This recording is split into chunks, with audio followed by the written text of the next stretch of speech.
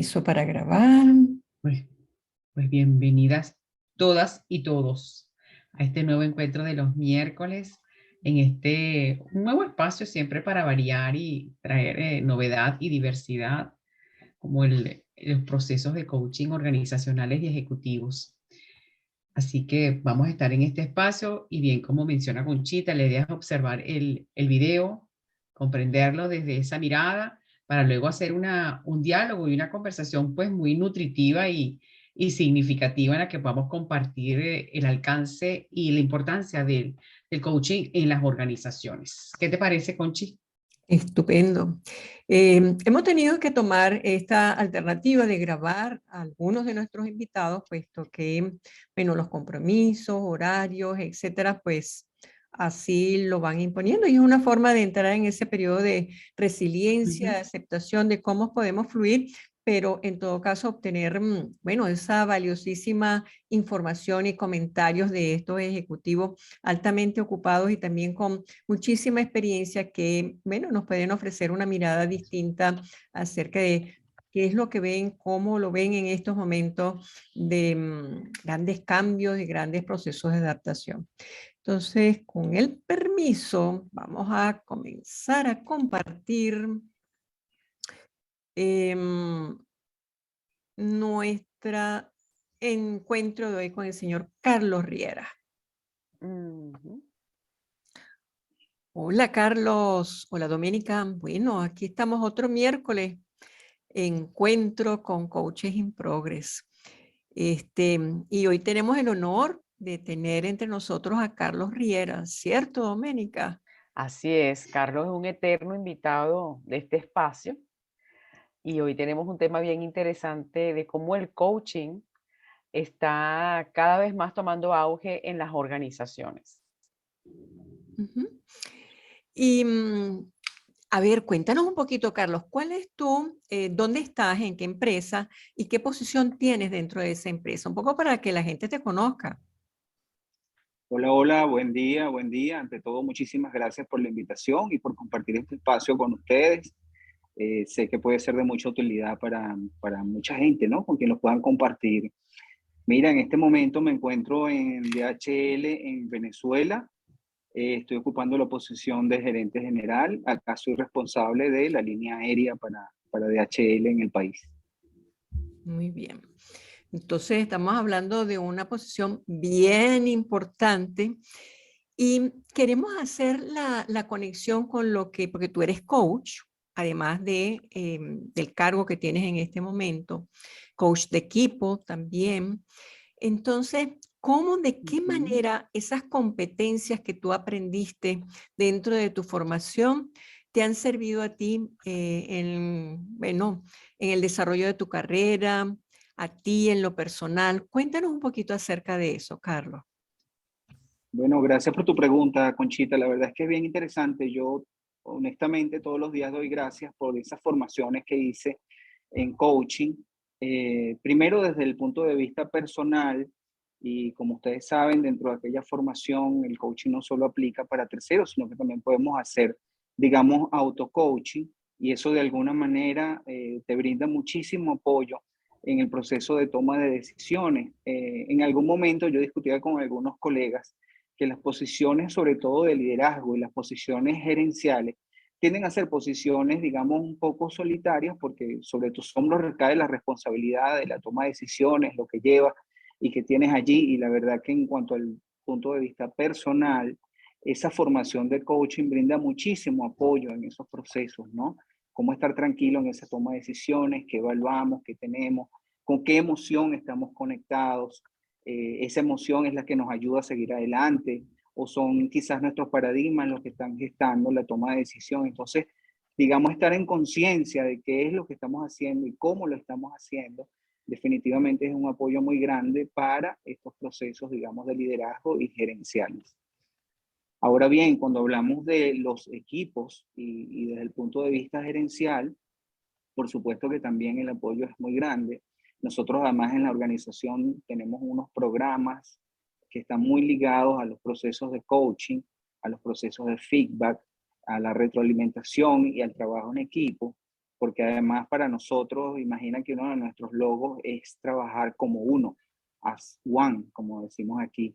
Entonces, digamos que ese trabajo en equipo, cómo lo llevamos adelante, y esas distinciones y esas fortalezas que llegamos a desarrollar desde el coaching de equipo, pues nos ayuda muchísimo a contribuir al logro del objetivo común de cada uno de los equipos y de la organización. Y además trabajar con mis propios líderes y mostrarles a ellos las herramientas del coaching, cómo esto los apoya en esos trabajos en equipo. Mm. Carlos, y de esas competencias que forman parte de lo que es este proceso de coaching, ¿cuáles son 2, 3 competencias claves que para ti han sido como tú, esas anclas que te han apoyado a que este proceso fluya, a que puedas hacer procesos integrados, a que toda esta situación que estamos viviendo con, sin, post-pandemia, pre-pandemia, mundo VUCA, mundo Bani, pues fluya, ¿no? Y se haga una dinámica laboral en un clima de bienestar. Fíjate que bien interesante tu pregunta, Dome, y muchas de las cosas que vivimos en la organización, digamos, durante la pandemia y pospandemia y las cosas que veíamos, todas están relacionadas con el manejo de procesos de cambio. Y de alguna manera nosotros aquí en Venezuela, por nuestras circunstancias, por bien o por mal, digamos, teníamos como muchísima experiencia previa a lo que el mundo estaba viviendo, no quizás por el tema de la pandemia, pero sí muy relacionado con el manejo de procesos de cambio, ¿no? Y cómo tomamos, digamos, las mejores oportunidades en esos procesos de cambio. Definitivamente eso nos apoyó muchísimo a los líderes y a las organizaciones aquí en Venezuela. Mi punto de vista muy personal es que eso nos ayudó muchísimo a salir adelante. O sea, el tema del manejo de la crisis, cómo salir adelante, porque teníamos como un camino recorrido en lo que a eso respecta. Bien. Carlos, en este momento, bueno, se menciona que para el año 2023 el 75% de nuestros colaboradores van a ser millennials. ¿Cómo se prepara DHL para ese gran desafío? Bueno, la verdad es que nosotros ya tenemos rato en este proceso como organización preparándonos. Y uno de los aspectos que debemos resaltar y son muy importantes dentro de nuestra organización es que el primer valor que nosotros llevamos como organización es el respeto. Y cuando hablamos de respeto, ya hablamos de respeto al individuo y en segundo lugar están colocados los resultados. De ninguna manera, al contrario. Entonces, digamos que en este mundo, como tú dices, donde lo que vamos a tener en nuestra mayor fuerza laboral van a ser milenios, esa base en donde tenemos que respetar las diferencias de cada uno, donde tenemos que reconocernos entre nosotros, eh, qué tenemos, cuáles son nuestras fortalezas, hacia dónde estamos dirigidos, y bien sabemos que los millennials hay un foco muy grande hacia, digamos, lo individual y sobre lo personal. Entonces, ese es uno, digamos, de nuestras grandes fortalezas. Por otro lado, tenemos un trabajo muy grande relacionado con sostenibilidad y con conservación del ambiente, lo cual está entre los valores que manejan los millennials en este momento. Aunado a otras cosas que digamos que ya vienen rodando hace mucho tiempo, no solo en nuestra organización, sino en el resto, que están relacionados a avances tecnológicos, automatizaciones, nuevamente el trabajo en equipo y además cómo nos fijamos en el desarrollo de ese personal en el futuro, ¿no? Entonces tenemos planes de desarrollo de cada uno de esos individuos muy fuertes y además para los gerentes en particular y para los líderes siguen avanzando en fortalecer esas herramientas de coaching para salir adelante en los procesos de liderazgo. Así es. Y desde ese, hay autores que hablan de que el liderazgo ha venido evolucionando y que el tipo de liderazgo pues ya es otro tipo de liderazgo. Se habla de liderazgo exponencial, de liderazgo situacional.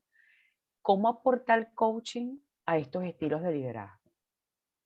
Bueno, fíjate que desde todo punto de vista, las herramientas de coaching básicamente te brindan una visión amplia de los procesos de liderazgo, ¿no? Para no quedarnos encasillados quizás en un solo estilo.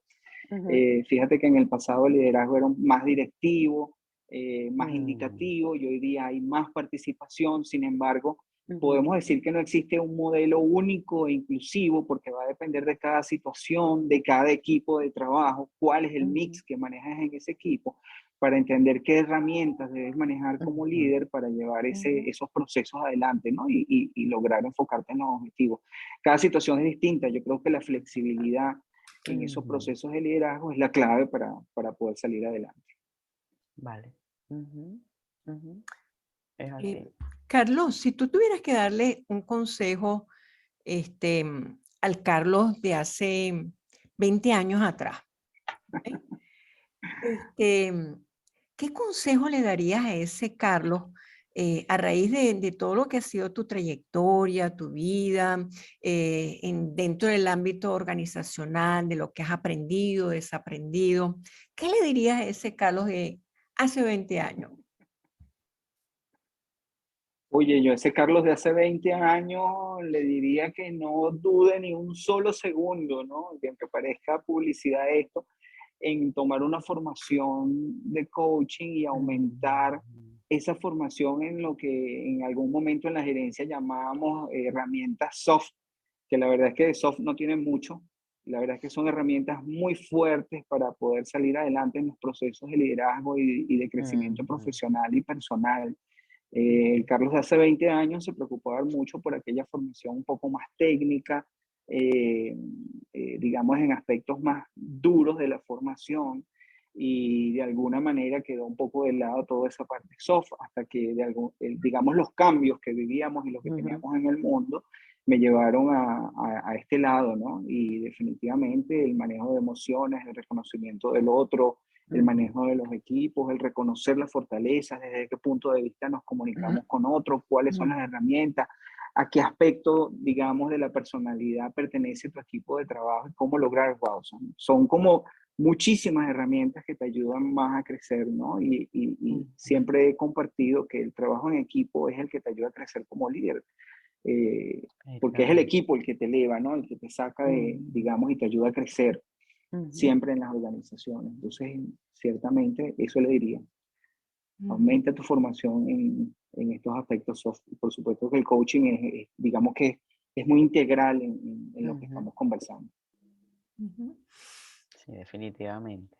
Definitivamente. Sabes, Carlos, que en estos días, teniendo conversación con un gerente, él hablaba de la eficiencia de uno de sus colaboradores, ¿no?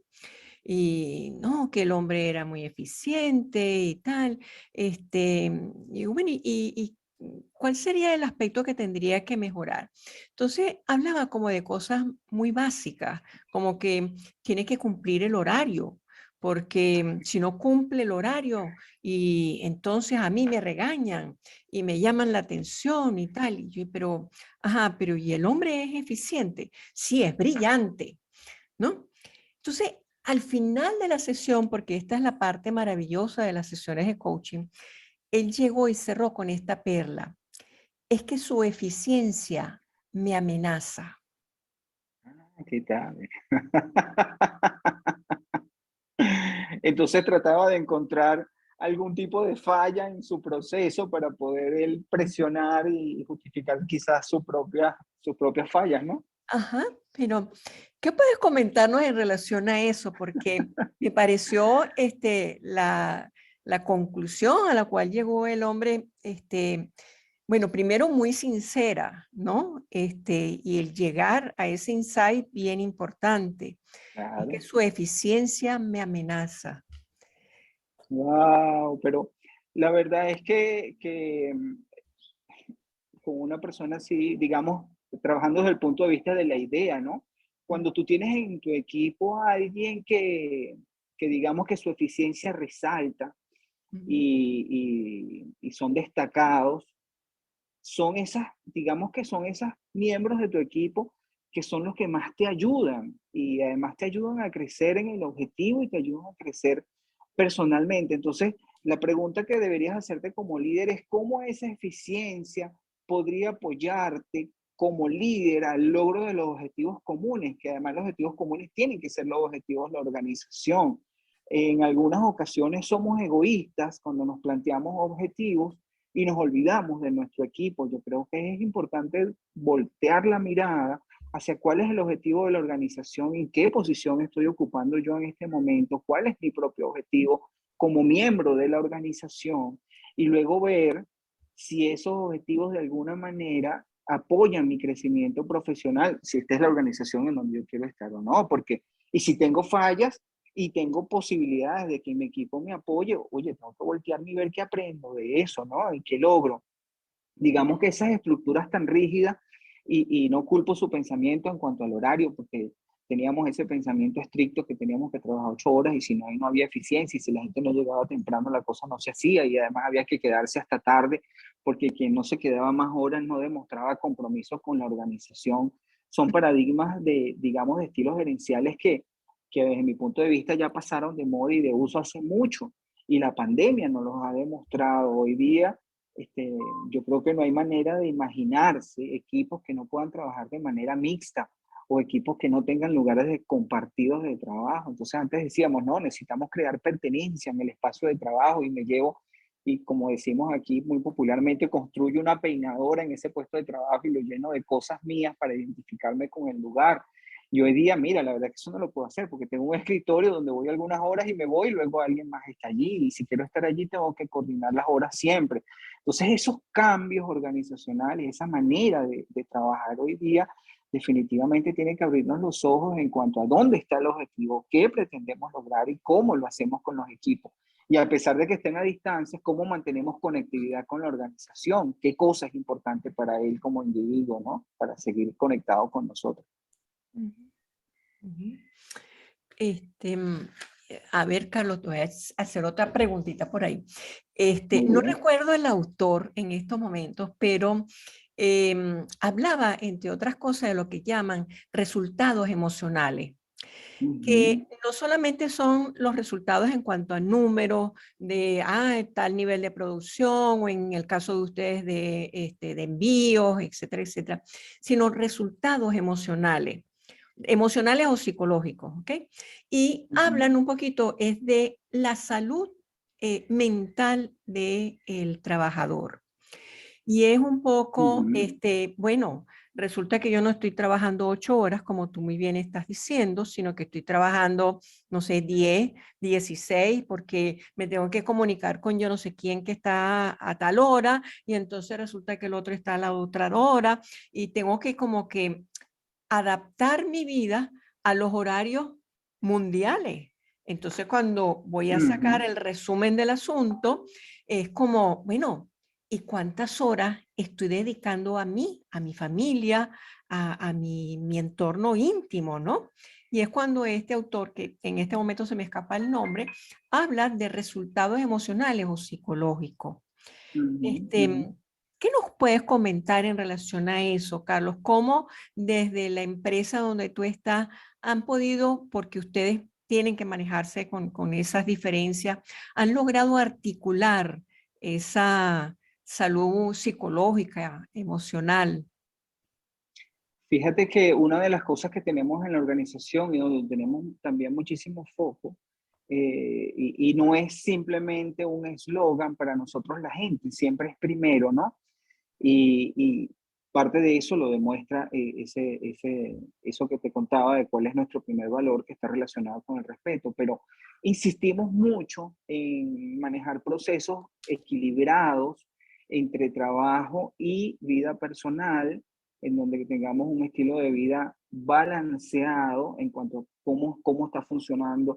Y es responsabilidad no solamente de los líderes, sino de cada uno de nosotros, el notificar y el hacer ver cuando esas situaciones se comienzan a ver, digamos, estresantes o demandantes al punto de vista que pueden afectar al individuo, digamos, en su punto de vista emocional, o cómo se siente con la organización, ¿no? No, que no sea la organización como en algunas ocasiones puede ocurrir en otros lugares, como yo digo, un molino de carne, ¿no? Que meto gente y lo que termino sacando al final son personas, digamos, que han sufrido de burnout en la organización por la carga laboral que tienen. Entonces hay mucho foco, digamos, en ese aspecto, y ese foco, digamos, ese trabajo lo medimos al año de manera formal, donde hacemos una medición de ambientes de trabajo y medimos montones de aspectos en la organización, pero están básicamente enfocados a cómo el individuo se siente en la organización y dónde está su nivel de compromiso, pero no es el compromiso económico, es cómo emocionalmente se siente con la organización. ¿Qué pasa? Digamos, tenemos unos indicadores que miden qué pasa si te ofrecen una oportunidad en otro lado, estarías dispuesto a irte, estarías dispuesto a quedarte, cómo te sientes con la organización, te sientes contento, te sientes triste, ¿qué podemos hacer mejor? Y luego hacemos en el año siguiente, como resultado de esa encuesta, que además se mide a nivel global y parte, digamos, de la compensación de las bonificaciones de los gerentes, desde el presidente de la organización a nivel internacional hasta los cargos gerenciales, digamos, medios, están afectados por esos resultados del país y globales, porque hay una preocupación real de cómo se siente el trabajador en función de esto. Entonces hay mucho trabajo para que ese balance ocurra. Brindamos además muchos sistemas de apoyo para que la gente reporte si tiene algún tema y cómo lo está haciendo, y además hacemos seguimientos a nuestros gerentes, qué está pasando con los días de vacaciones, la gente salió, la gente no salió, vigilamos mucho qué está pasando con las horas extras, si están muy recargadas, qué está pasando. Hay un problema de procesos, un problema de equipos, un problema de recursos, ¿qué podemos hacer? ¿No? Entonces hay mucho trabajo detallado en eso, constante. Y esto está relacionado con la pregunta que ustedes hacían al principio.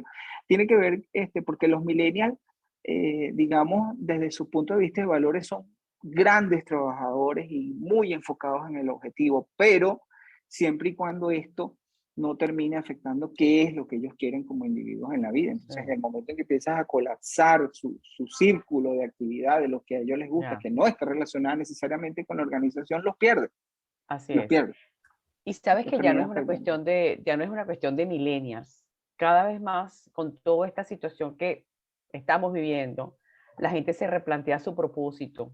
Y realmente si su propósito es ese, que quieren seguir una organización o quieren seguir independientes, porque como decía un gerente con el que también hemos conversado, es cómo yo formo parte, cómo yo conozco, valido mi propósito y cómo también yo me alineo con ese gran propósito de la organización, ¿no? Entonces es un trabajo desde la propuesta de valor que hagamos al empleado, entendiendo que su propósito desde allí, porque trabajamos con gente, está alineado a ese gran propósito que tiene la organización, ¿no? Que obviamente que se va transformando. Las organizaciones están sufriendo transformaciones bien interesantes, en la que ya vamos de estar 8 o 10 horas conectado a una gerencia por objetivos, ¿no? O sea, me interesa el resultado. Me interesa el resultado. Y lo otro, interesa el resultado. Se logró el objetivo, como fue, vamos bien. Así es. Bueno, Muy bien. y como pregunta final, ¿qué recomendarías tú a esos líderes que están iniciándose en este momento y que quieren como trazarse una línea de desarrollo, de formación? ¿Qué sugerirías tú, Carlos, a la luz de tu experiencia, trayectoria, formación? ¿Qué sugerirías? Mira, a cualquier profesional, la verdad, a cualquier de estos individuos que está comenzando a trabajar, a los muchachos que están saliendo al mercado de trabajo, lo primero que tenemos que sentarnos a pensar y definitivamente a racionalizar cuáles son nuestros valores, en qué cosas creo, cuál es mi objetivo, hacia dónde me dirijo yo como individuo, y en función de eso comenzar a evaluar si lo que estoy haciendo es realmente lo que quiero, si eso que yo elegí, digamos, como formación y para salir adelante desde donde lo estoy ejecutando, es lo que me va a ayudar a cubrir esos objetivos personales y crecer y salir adelante, ¿no? Hacer lo que nos guste, básicamente. Yo creo que eso es básico, ¿no? Para poder entender hacia dónde nos dirigimos. Y una vez que tengo identificado, digamos, esos valores, cuáles son mis fortalezas, en qué cosas me destaco, digamos, en qué otras mis fortalezas se apoyan para salir adelante, bueno, ejercer mis actividades y además tener la amplitud necesaria de conversar con nuestros líderes sobre qué cosas queremos hacer y hacia dónde nos dirigimos y hacernos un plan, definitivamente, y hacernos un plan que incluye dos cosas. Eso incluye formación, digamos, académica, formal, de lo que estamos haciendo. Y como decía hace un momento, necesito yo fortalecer estas cosas que llamamos en la gerencia, y yo no sé ya hasta cuándo lo vamos a llamar así, Dome, el soft de la gerencia. Y qué cosas técnicas también debería estar, digamos, construyendo para salir adelante. Pero, digamos, la segunda cosa tiene que ver qué actividad, digamos, dentro de la labor que llevo, qué actividad laboral va a construir en conjunto hacia los objetivos que yo quiero, hacia dónde va mi meta, qué es lo que quiero hacer. Entonces, una vez que me planteo eso, pues es hacerme un plan de trabajo e irlo cumpliendo, ¿no? Para poder seguir adelante. Una de las cosas que ocurre mucho en las de generaciones más jóvenes es que quieren resultados muy rápidos y quieren que la cosa fluya de inmediato, ¿no? Y quiero ver, bueno, ya hice esto, quiero esto, bueno, está bien, pero entonces hagamos un plan y veamos ese plan de las cosas que tú quieres y sentamos expectativas de cómo va a ser ese crecimiento, ¿sí? Y del lado de las organizaciones, por supuesto, tenemos que tener la amplitud para conectarnos con nuestra gente y con nuestros equipos y establecer cuáles son esas fortalezas, cuáles son esas áreas a desarrollar desde el punto de vista técnico para obtener lo mejores de ellos.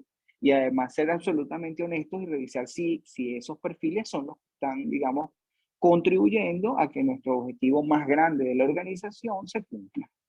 Así es, así es. Yo ya para ir cerrando, es que me viene un pensamiento, yo pienso que yo que vengo del mundo organizacional, si los líderes comienzan o continúan aplicando habilidades de coaching en sus procesos, podemos obtener empresas más humanas, ¿no? El coaching puede humanizar a las organizaciones, ¿no? Así es. A través de sus diferentes aplicaciones de competencia. Carlos, Así es. muchas gracias por acompañarnos, por siempre darnos tu mirada, tu perspectiva, cada vez más interesante de tu aplicación y de tu práctica del coaching en las organizaciones. Sabes que siempre estás invitado y te recibimos siempre con mucho amor y mucho cariño. Gracias, muy complacido por la invitación. Gracias, Carlos, por tu presencia y tu compartir de toda tu trayectoria. Infinitas gracias. Gracias, un placer siempre. Gracias, un abrazo. Bueno. Doménica, voy a hacer aquí una cortinita. ¡Qué buena! Y mira que esta vez que la vuelvo a escuchar, Sí. está estupenda, de verdad que sí, ¿no? Cada vez me convenzo más que el coaching ejecutivo, el coaching organizacional y el coaching personal, coaching de equipo, ¿no? Todas las tendencias del coaching, todos los enfoques, tiene un gran alcance en las organizaciones y ahora es cuando Carlos trae esa imagen del gerente coach, del coach integral, así es, el alcance que tiene la metodología del coaching, ¿no? El enfoque de coaching asumido como una estrategia, una metodología dentro de ese estilo de liderazgo que se requiere en este momento, ¿eh?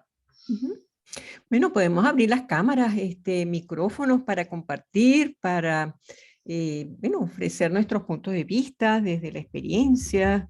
Me fue pasando por puntos bien interesantes, ¿no? Cuando hablamos de las competencias, que él focalizó que, ¿cuáles son las competencias? Y él respondió, bueno, es que tenemos que estar conscientes de esos procesos de cambio, por ejemplo. Entonces, ¿qué competencias son importantes ante los procesos de cambio? Puede ser una pregunta para la gente que está hoy aquí escuchándonos. Que tienen contacto y estas personas, por ejemplo, en el caso de Xiomara, que está muy ligada a las organizaciones y que es una coach ¿cómo se dice? En práctica, ¿cómo lo ves?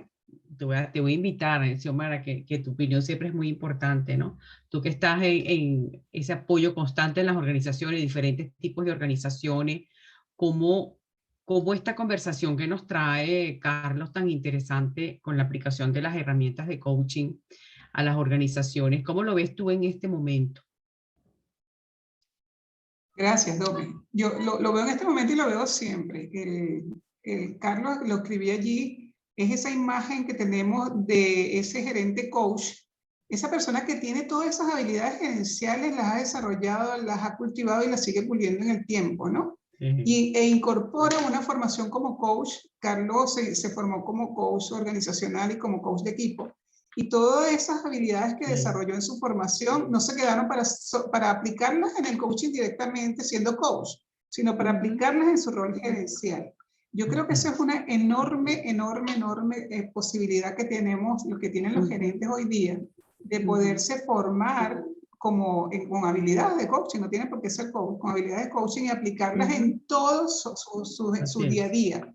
Fíjate que Carlos nos cuenta allí, Dome, desde el hecho de tener que vivir y convivir con diferencias horarias, con diferencias de generaciones, con diferencias de criterios, con evaluaciones múltiples dentro de la organización, múltiples modelos de evaluación. Una serie de, bueno, muchísimas cosas con las que nos enfrentamos día a día a la organización. El coach entiende, a ver, una mirada sistémica de todo lo que está pasando. ¿Qué hay allí? Me detengo, observo, escucho, y en esa observación y en esa escucha integro y pongo al servicio del equipo lo que observo para tomar decisiones en conjunto. Y entonces ahí donde la brecha generacional no surte un efecto tan drástico, porque somos capaces de escuchar a todos e integrar a todos. Entonces yo siento que eso es una habilidad interesantísima que podemos incorporar. Yo soy una enamorada que cada vez que consigo un gerente nuevo al que o voy a hacer coaching o estoy haciendo consultoría, lo invito a formarse como coach, porque desarrolla una mirada súper integral. Totalmente diferente. Sí, de acuerdo contigo. Sí, señor. sí. Gracias, Xiomara, gracias. Otro aspecto que toca Carlos es el tema, sí, Carlos, el tema de el nuevo concepto de espacio laboral. Bien interesante eso, porque ahora los espacios de conexión son a través de esta pantalla, pero al mismo tiempo es el espacio que yo tomo en mi casa o un espacio que se alquila en un edificio, en una oficina, donde marco la presencia de una forma transitoria. Entonces, yo voy a colocar algo aquí que puede sonar un poquito filosófico, ¿no? La presencia de transitoriedad. Y creo que esto es algo bien interesante y para pensar, para desarrollar, ¿no? Porque aquel paradigma que se tenía de que la gente que entraba era, bueno, esto es la gran trayectoria de aquí hasta que me jubile. Y no, en este momento es un concepto distinto. Es la presencia de lo transitorio. Y más que todo, los millennials tienen esto bien arraigado, lo manejan eficientemente. Yo estoy aquí de forma temporal para dar los mejores resultados, pero sin olvidarme de lo que tengo al lado, léase mi familia, mi contexto, etcétera, etcétera. Y sé que voy a permanecer aquí un tiempo, dando lo mejor de mí. Pero no es para toda la vida, no es como esos matrimonios de aquí hasta la muerte. Para nada. Entonces, que el resto del equipo pueda entender, asimilar y trabajar con este nuevo tipo de valores es bien interesante. ¿Qué dices tú, Domi, en este rasgo filosófico que me salió ahorita? No, estoy totalmente de acuerdo contigo, Conchi. Fíjate que la dinámica y todo esto que ya venía transformándose, porque lo que sucedió fue que la pandemia lo empujó un poco más, ¿no? A que saliera como más rápido. Pero este nuevo concepto de trabajo también hace que las organizaciones también se replanteen, ¿sí? Una nueva estructura de trabajo, inclusive organizacional. Ya esas estructuras verticales, burocráticas, ya eso, de hecho, el proyecto que hizo Google, creo que se llama el proyecto Aristóteles, o proyecto, tiene un nombre así, sí, no me recuerdo ahorita, pero casualmente el proyecto de Google es esa nueva idea de organización diferente, donde ya esa jerarquía es horizontal y se llama redarquía. De hecho, lo hablábamos con uno de nuestros expositores, ¿recuerdas? Un nuevo orden organizacional, donde, pues mira, ya el liderazgo es compartido y más que trabajar porque tienes que estar atado a una organización 8 horas y pegado a una organización, ya es una generación por objetivo. Entonces nos está cambiando. Mira que todo esto viene desde las generaciones y esto dando un impulso, yo creo que digo que son movimientos sísmicos hacia arriba, donde necesariamente las organizaciones tienen que cambiar, ¿no? Si no, mira, puede sucumbir ante todos estos cambios y ese es el gran reto de toda esta disposición y disponibilidad al cambio, ¿no? Es una competencia básica en este momento donde los coaches podemos apoyar enormemente la adaptación y la gestión del cambio. Xiomara tenía la mano levantada, pero después la bajó, no sé. Sí.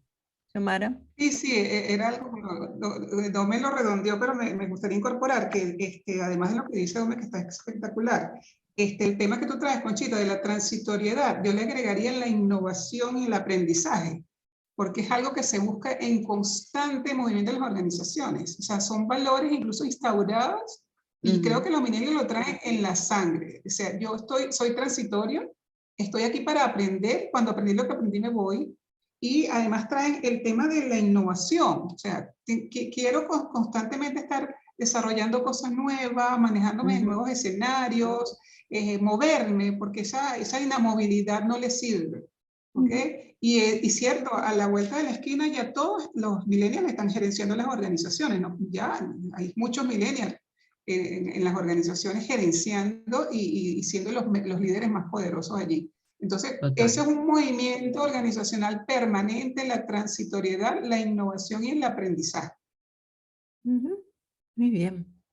Angélica y AG, que se me olvidó cómo es que es Angélica y AG, ¿qué nos comentan?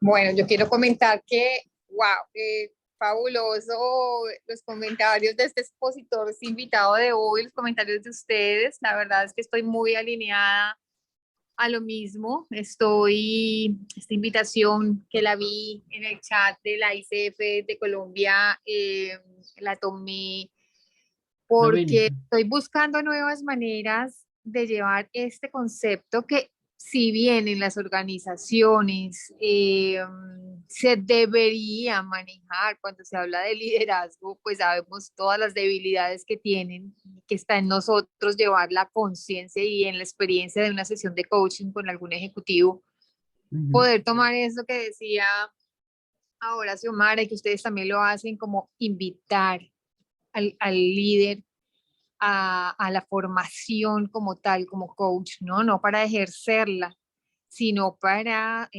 utilizarla como herramienta de trabajo. Y mi reto en el que estoy ahorita es implementando esto para las entidades de salud. Los médicos que ahora son parte del sistema, que ahora tuvieron que ya, por ejemplo, no está centrado la atención en el médico, que antes era pues como el rey, ahora está centrado en el paciente, pasa por los colaboradores, entonces todo este sistema horizontal de poderse acercar el enfermero el médico con calidez a la enfermera, a integrarla para el bienestar del paciente. O sea, es todo un reto y ese es el reto o el desafío en el que me he comprometido llevar a las instituciones de salud. Necesitamos humanizar la salud y ahora que mencionabas, Doménica, el coaching nos ayuda a humanizar las organizaciones. Entonces, soy una fiel convencida de que si en las organizaciones cuesta trabajo, dentro de un hospital o dentro de una institución de salud muchísimo más, los millennials nos hayan ayudado un montón, porque al principio pues que parecían como irreverentes y chocábamos y de pronto decíamos, no, es que así no es la norma es para el otro lado, como viendo, gracias también incluso al COVID, a toda esta experiencia que el COVID nos ha dejado, tener que hacer cambios, nos invita a esa parte innovadora, que tenemos que hacer cambios, tenemos que relacionarnos diferente y que no estamos dispuestos a pasar 10, 12, 14 horas en un puesto de trabajo, porque nos hace falta vivir la vida, nos hace falta disfrutar la familia. O sea que no, esta reunión súper linda. Quisiera preguntarles, ¿ustedes han tenido experiencias en las instituciones de salud? ¿Cómo ven esto? Mira, yo te estaba escuchando. Yo casualmente en este momento estoy tomando un posgrado en donde bueno, las personas que están involucradas allí son todos psiquiatras en el 98% y el otro 2% son psicólogos, ¿no? Y se habla acerca de la experiencia justamente en los hospitales, de la visión desde el psiquiatra médico que tiene que atender a un volumen exagerado de pacientes y donde se ve sometido a una presión y una demanda y ok, tienes que ver a 30 pacientes ahora en la mañana, pero ¿cómo voy a ver 30 pacientes en 4 horas? Bueno, tú te las vas a entender, pero el volumen que hay allí que te está esperando tantas personas. Entonces, número uno, la parte y que hay que escuchar, ¿no? Y aquí era donde yo o estoy en este momento, en este posgrado, y donde se escucha la voz del médico psiquiatra, donde habla de la demanda, la presión, el no sentirse reconocidos ellos como seres humanos que se cansan, que las autoridades hacen una demanda en cuanto a eficiencia y eficiencia se traduce en número, donde el paciente es un número, pero no es un ser con el cual se contacta, donde no tienen tiempo de contactar siquiera porque hay, vuelvo otra vez, una demanda de resultados que se traduce en el número de pacientes asistidos. Y por el otro lado, el tener ellos mismos como médicos que de alguna manera como bloquear, por así decirlo, esa, vamos a decir, esa sensibilidad que se les pueda despertar en un momento dado al reconocer la situación real de esa persona, reconocer que, por ejemplo, no sé, una pareja le trae un niño con problemas de conducta y entonces los padres le dicen, bueno, ¿qué le va a recetar, doctor? ¿Qué le va a recetar? Porque el niño es muy hiperkinético y no sé qué le pasa. ¿Y qué le va a recetar? ¿Y qué le va a recetar? Y en realidad el médico está observando que no es tanto la receta lo que se tendría que plantear allí, sino que es lo que está pasando con los padres que utilizan esa pastilla para aquietar la situación del niño, que no sabemos cuál es, pero que en todo caso el médico puede ver esa situación holística, mas no puede aproximarse ni tiene el tiempo, algunas veces no tiene la herramienta para hacer esa pregunta precisa que lleve a esa pareja a una reflexión, a un espacio distinto a simplemente deme la receta para que el niño se aquiete. Entonces, dentro de los hospitales hay que ver como muchas aristas. Las aristas de el área, vamos a llamarla así, administrativa, donde tienen que haber unos resultados, etcétera, etcétera. El área médica, donde se vea una presión de asistencia y también la parte de los pacientes que finalmente, dado todo esto que viene desde arriba, no logran tener esa asistencia integral. Entonces, ¿cómo articular esas cosas? No es nada fácil, más cuando estamos hablando de volumen, ¿no? No sé si esto responde en alguna medida a lo que estabas planteando, pero es lo que estoy observando en este momento y son comentarios realmente muy enriquecedores cuando los médicos traen evidencia pues, de situaciones como esta, en donde obviamente es importante tener cierto tipo de competencias que agudicen o visualicen esto y trazar como estrategias para ello. ¿Es importante? Pues sí, pero también hay que entender la situación de los médicos y en este caso recuerdo a uno de los psiquiatras que decidió tomar un año sabático, estábamos conversando en el grupo, porque la presión que estaba recibiendo del hospital era tal que él dijo, si yo no me salgo por un tiempo y hago un paréntesis en mi vida, creo que voy a colapsar porque para mí es muy importante mi salud, porque sé que si no tengo la suficiente salud mental para poder procesar toda esta situación, tampoco voy a poder aproximarme con equilibrio y equidad a esos pacientes que vienen en esa situación demandante. Sí, tú sabes que yo estuve en una formación donde estuvieron varios médicos, ¿no? Y entonces en un diplomado, certificación.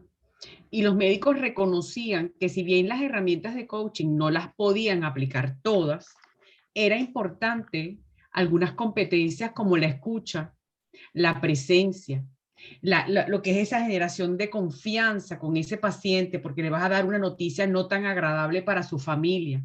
Entonces sí, tienes una cola esperando, pero tómate ese espacio aquí y ahora presente para ser empático con esa persona, ¿sí? Y poder decirle, mira, de hecho hablaba un intensivista, dice, mira, yo en terapia intensiva, pues como después para desconectar a una persona o que le queda tanto tiempo, tú eso no lo puedes pasar por un WhatsApp, tú tienes que sentarte con la familia y asistir. De hecho, ellos decían que estos procesos de coaching eran muy compatibles con este apoyo al equipo familiar ante un proceso de este tipo, ¿no? Entonces, mira, reconocieron al principio un poco renuentes, pero reconocieron, escépticos, bueno, porque es la parte científica, ¿no?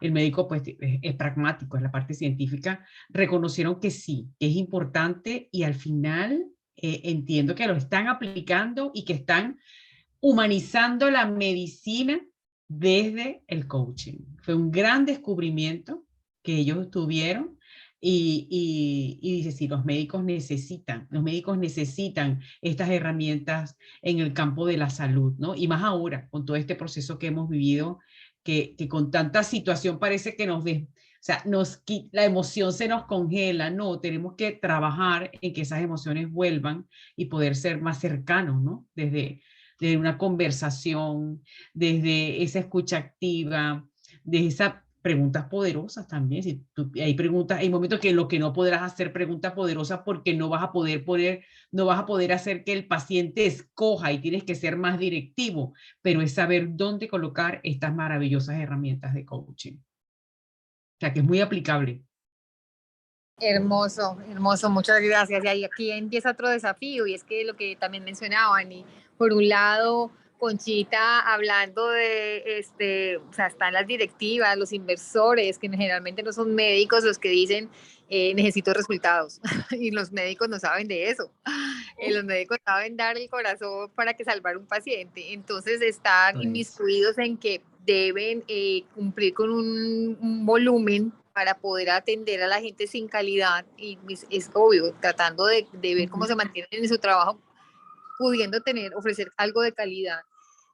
Pero por el otro lado, las farmacéuticas, ¿no? O sea, como que para que el médico realmente no necesita tiempo, el médico necesita es aprender, saber ya, si es una infección urinaria y recetar ya el medicamento. O sea, aquí no hay mucha necesidad de relación médico-paciente, entonces es como en las manos de los inversores y las manos de las farmacéuticas y se quita la relación médico-paciente.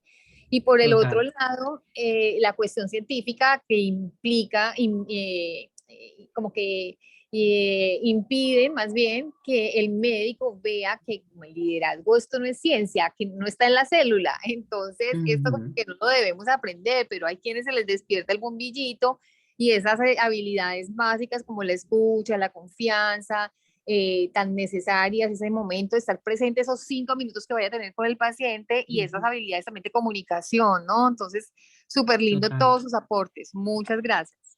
A ti, a ti. Bueno,